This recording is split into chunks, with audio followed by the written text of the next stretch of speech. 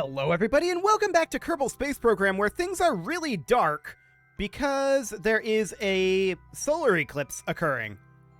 That's a little wild, but sure, there's a solar eclipse. So also, you'll note here, I've accidentally turned on some trim. Let's turn that off. Thank you very much. Alt-X is the control to reset trim. So that'll be fine. We don't want to burn that power. And we do have one more Kerbal that we want to rescue here that is going to be Kenkin. So we want to go ahead and go into orbit mode, prograde. We're going to head around there, keeping an eye on our electric charge. Okay, I'm going to turn SAS... actually... Our SAS did drift for a bit there. Okay, let's turn it off for a moment, and we'll arrest this momentum with physics warp. There we go. And now we'll head up to prograde, and we're just going to burn here. We're going to burn prograde until our apoapsis is about 200 kilometers. That'll make for a nice, easy intercept. Cool. And as far as re-entry goes, I'm not planning on attempting to recover this area here. It's too heavy. That's not what we're looking for. So we're going to head up to the apoapsis here, and we'll need to flip around to retrograde. I'm actually going to do that right now. We're going to need to flip around to retrograde because by the time we get here, that'll be prograde. Cool. So we're going to warp up over here, like so. We can already see that this is kind of close, so we should be able to get a pretty decent intercept here. Cool. So we'll lock to prograde, and I'm going to commence a burn. All we want to do is circularize-ish this. It doesn't have to be perfect. Just has to be close enough. That'll do. Okay, so now we're going to look for an intercept. What would that look like here? Oh, that's actually really close. Sure. So, like, back over here somewhere. This is not actually telling me what I want to know. There we go. The separation of 4.8 kilometers. Can we get that dialed in even closer? About 2.8? 2.3? 2.0 is close enough. Okay, so let's just go ahead and position for that burn. I'm manually doing this. We're going to turn SAS off. And we're just coasting right now. Cool. No inputs are occurring. We're just drifting. I'm arresting our leftward velocity a little bit, and there we go. That's close enough. We're warping forward to the maneuver point. And that burn is going to be in a moment. I'm just changing our heading ever so slightly. Cool. 10 seconds until the burn. And the burn occurs now.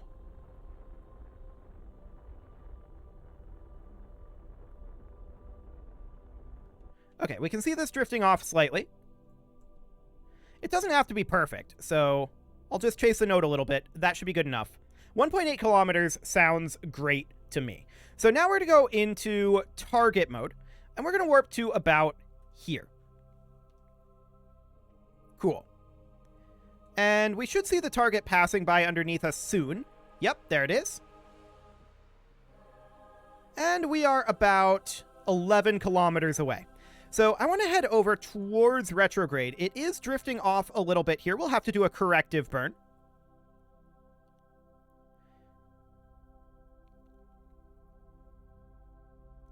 So we'll go ahead and correct that. The further away we get from the retrograde node, the more effect this burn will have. So we want to push it from somewhere like here, to be honest. So I'm just pushing it ever so gently.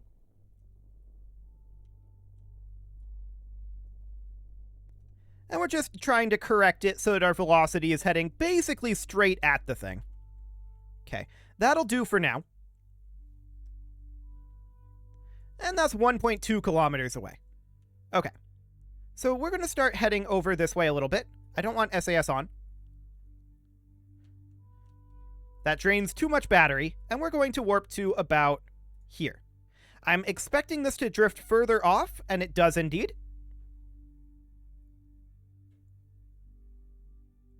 So we'll look to perform another corrective burn here. pushing that back on. We're still trying to slow down a little bit.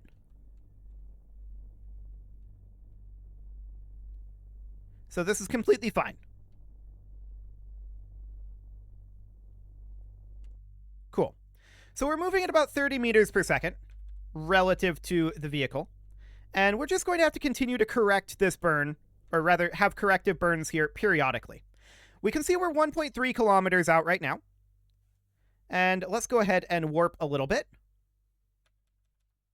Okay, at this point, we're going to lock retrograde and begin a bit more substantial of a braking burn. Looks like we're heading basically straight in. And let's just brake a bit. I'm going to break this down to... Yeah, we can see we're off slightly, but we can break it down to about here. And try to push the node up ever so slightly. Small corrections. It could even go up a little bit further, but I think this is fine. I think this is fine. We'll be close enough. All we got to do is a crew transfer, right? So that'll be fine. Speaking of which, we should transfer Henfraud right now out of here, not an EVA, into here. There we go. Excellent. And we're just doing a very small braking burn here. We'll probably accelerate this braking burn more thoroughly in a moment. Okay. I'm actually not going to do that. We were undershooting. So we're going to warp in slightly closer. Cool. Going to bring this down to about 1 meter per second. There we go. Now even if we impact, it's not going to be a big deal at this speed. But I'm not looking to impact. So we're just going to hold right there. 1 meter per second apart is fine. So let's go ahead and have Kenkin EVA. And let go, RCS on, and Kenkin is going to come on over. And then we'll bring this on back and do a bit of a redesign. There's clearly design flaws with this. Very, very clearly. And we will adjust those. Which side is the crew hatch on? I guess we'll find out. Top. Okay. Cool.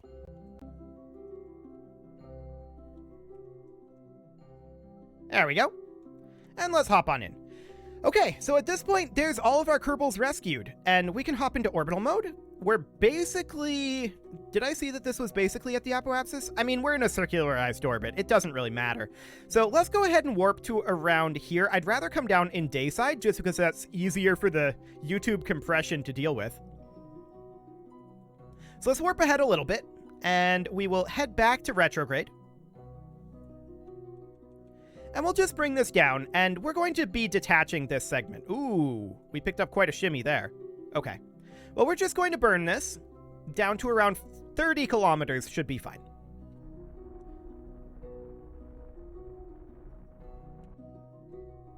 Okay. Something along the lines of this. Now, I hate to waste all of this fuel. We were intending to go a lot further with this. But I don't think that 4 drogue chutes and a Mark 16 parachute, plus the Poodle. We might be able to land it. But we're not going to get a lot of value out of aero braking with this. And I think I'm not going to try. Let's just use this thing as it's designed to re-enter, and we can see what the aerodynamic profile of this ends up being. So we should jettison this basically now. If we're going to. There we go. And at this point, we can just warp around until we're going to be basically in the atmosphere. So I'm just going to manually warp here. And once we're in the atmosphere, we can flip it around. There we go. So we have no way to generate electric charge, and now we hope that we have enough electric charge to hold this attitude. I'm going to turn the SAS off for the moment and conserve electric charge. And we're going to see if we like to drift off, or if we're held here. Now, I just accidentally went into first-person mode. Now we're going to... we don't really have enough aerodynamic drag here to hold here. For the moment, I'll lock us to retrograde. Okay. And I do actually see our ablator starting to get some ablation occurring. Okay, we're taking basically no electric charge to hold here. Almost none. So let's go ahead and physics warp until we're a bit lower. We are accelerating right now, but considering we're at 60 kilometers, that's to be expected.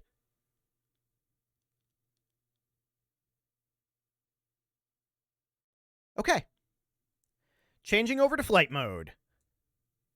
I'm keeping an eye on our electric charge. It's fine for the moment. Completely fine.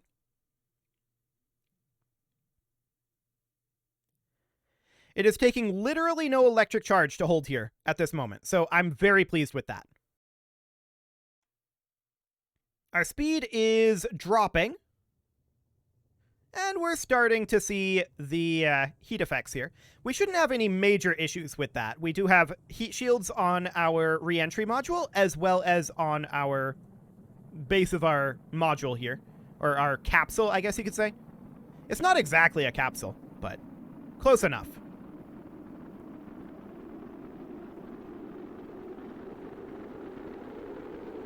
Okay, I'm going to pull us out of physics warp. This is kind of the most dangerous portion of the re-entry here. But we are decelerating a decent amount. Considering that we're still 37 kilometers above sea level, it's not too bad. We shouldn't have any real issues here.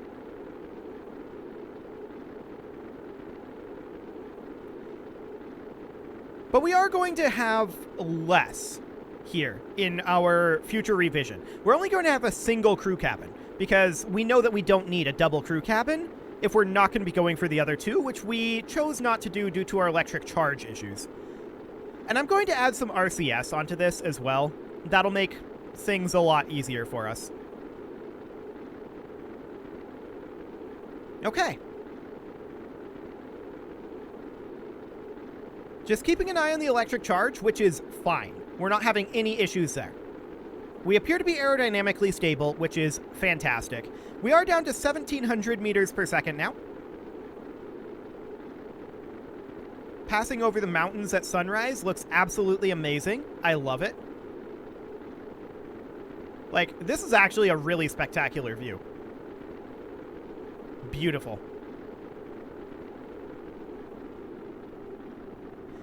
(1,300 meters per second. Drogue chutes are going to be available soon. Our plasma is starting to reduce here. Cool. Under 1 kilometer per second. Drogues are available. SAS is no longer required. Main is available.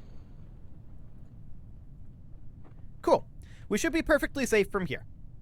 So let's go ahead and physics warp. The only question is this too heavy for this to land? And I don't think it is. I think this is fine.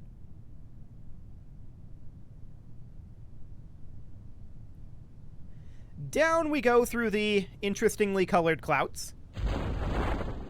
The drogues deploy. It's a little speedy. The main deploys, bringing us down to 11 meters per second. Oh my, okay. We're going to jettison the heat shield. We're going to transfer our crew up here, just in case. Okay, and now we're going to head down. It's not as slow as I was hoping. So we may want to address the parachute situation as well. Hopefully, if we lose any of this, hopefully it's only this crew cabin. That's the goal here. But we'll see. Jettisoning the heat shield was done to reduce our weight capacity here. I thought that 4 drogues would be enough to compensate for that. But, yikes. Okay, we bounced. We bounced. Good.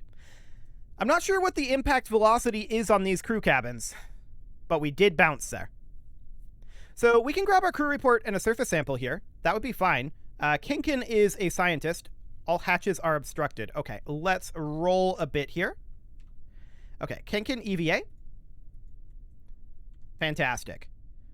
And we can we can't actually collect that. There's only the one storage location. So we'll recover this vessel. Not going to get a lot of science out of that, but we're going to have to make some tweaks to this craft. That's for sure. No doubt about that one. And we're going to go have to rescue the further ones, the further Kerbals. So we definitely drop off the second crew cabin. Definitely. We definitely add in solar panels. 100%. And I'd like to add in some RCS as well. Okay, so we got 10.5 science out of that.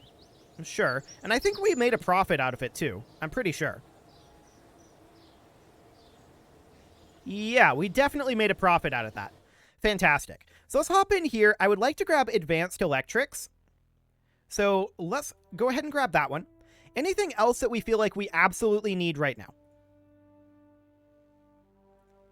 I mean, RCS thruster blocks would be awfully useful. And we've got... For monoprop, we only have these monoprop tanks. Is that true?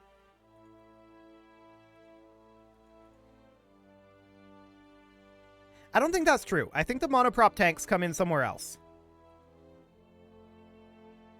We'll check in on that. So we definitely want to grab RCS thruster blocks. That's going to be very useful. So we'll grab that, and let's head in here and make some alterations to our rescue machine. So we'll load up the auto-saved one. There we go. And what are we going to do here? Well, step one, we are absolutely going to drop this crew cabin. Done. That saves us a substantial amount of weight. Secondly, our parachute system here needs work. We're going to go to 2 parachutes, 2 drogue chutes. Those are going to go here, like that. And then we're going to put on an additional 4 Mark IIR radial mount parachutes. This is maybe going to be overkill on the chutes. This is definitely going to be overkill on the chutes. This is 1,000% overkill on the chutes. But that's okay. I really don't like where the windows are on these crew cabins. I wish there was a better way to do that. Oh, I didn't want to grab that. I wish there's a better way to place these. But any way we slice it, it's just not going to work. You know, if we went down to 3, it would work a lot better.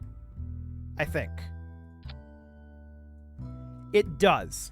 And I really don't think we need 4 of those chutes. Realistically, 2 is probably more than sufficient, but 3 should more than do the trick. And I would rather overkill than underkill here. So there we go. I would also like to get retractable solar panels on this. Let's go with 1x6s. We're going to do 3 of them. Like that. That should generate us way more than enough power. Beautiful. Now, on top of that, I want to go in to here. Yes, we do have access to RCS tanks. I don't want necessarily... Well, actually...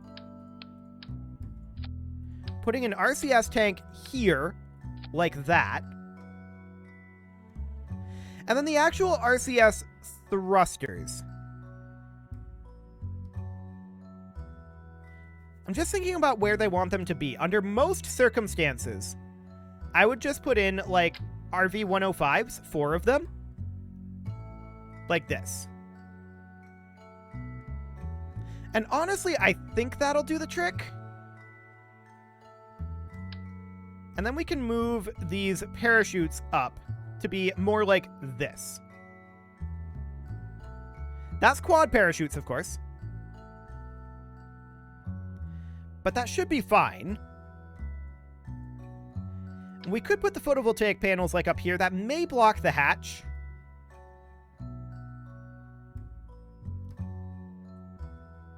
The hatch is on this side.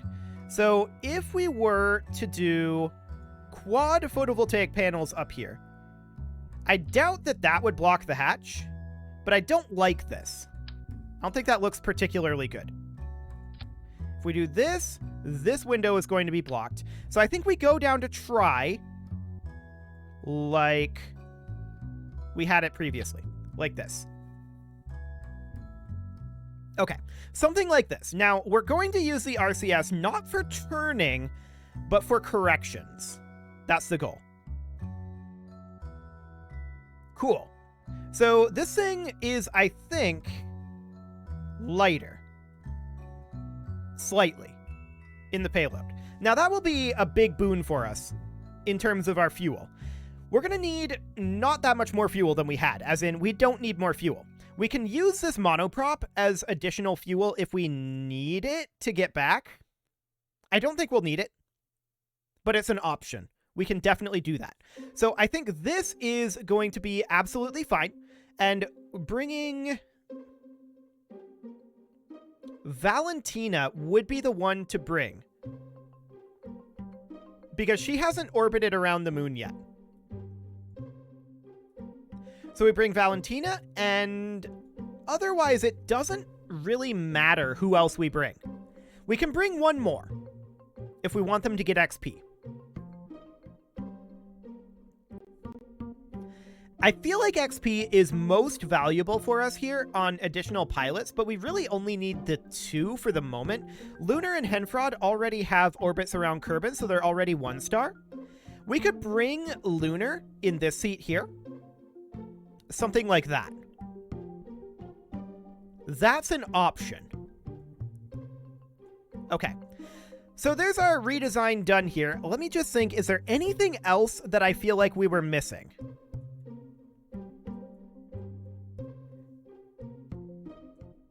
Realistically, I think that we can bring this down to 2 photovoltaic panels. 1 here, 1 here. In terms of our parachutes, this is definitely going to be overkill, but like I said, better overkill than underkill. I also wanted to check, what was the crew cabin's impact rating? Did we get lucky there again? Let's see, that's under utility. Impact rating of 40 meters per second. Okay, we didn't get lucky there. I had no idea that crew cabins could tolerate 40 meter per second impacts. That's insane.